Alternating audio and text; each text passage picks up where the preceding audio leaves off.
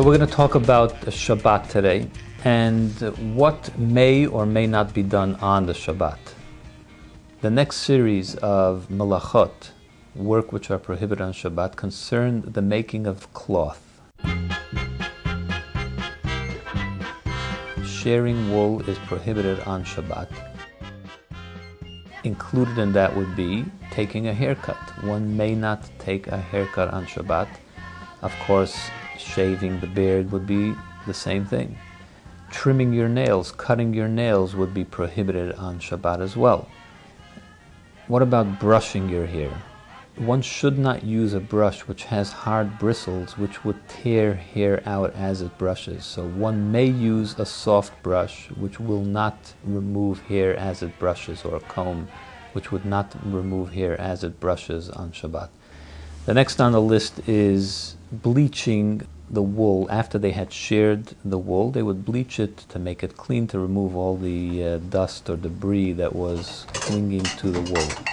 For this reason, we may not wash clothing today. You may not do laundry today, which is similar to cleaning wool, the cleaning cloth.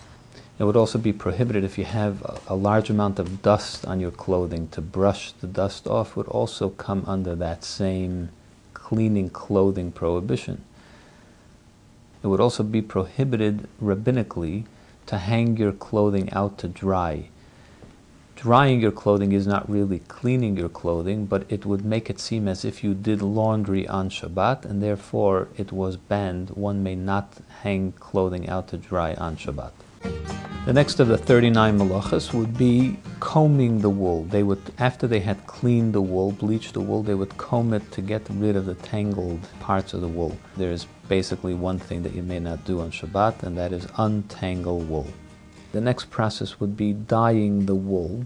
Today, that would of course mean any sort of painting. If you painted a picture on a piece of paper, if you painted your wall, if you put makeup, putting on makeup is considered to be dyeing as well, especially if you use permanent makeup.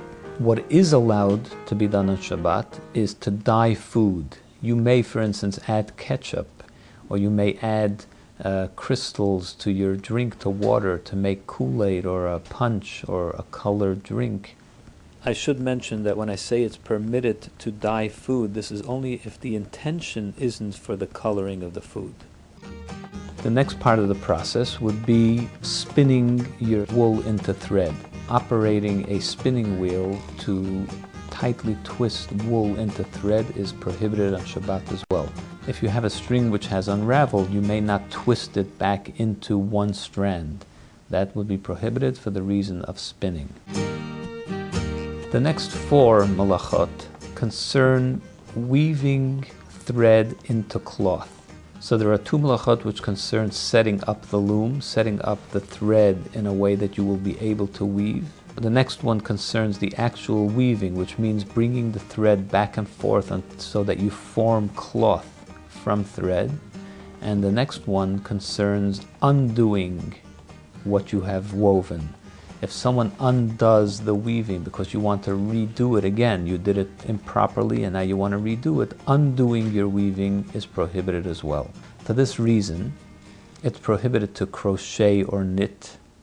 It's prohibited to even braid your hair or unbraid your hair or undo the crochet. If you crocheted something and you didn't like the way it came out, so you unravel the whole thing in order to redo it, that's prohibited as well, because it's undoing your weaving.